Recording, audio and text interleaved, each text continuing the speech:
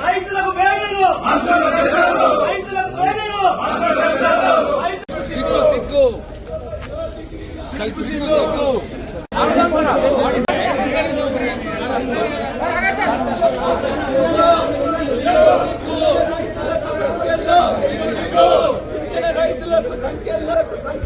సిగ్గు సిగ్గు అన్న కొంచెం అన్న కేటీఆర్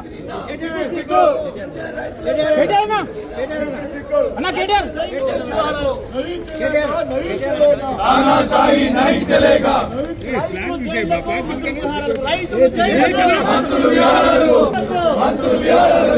జైలకు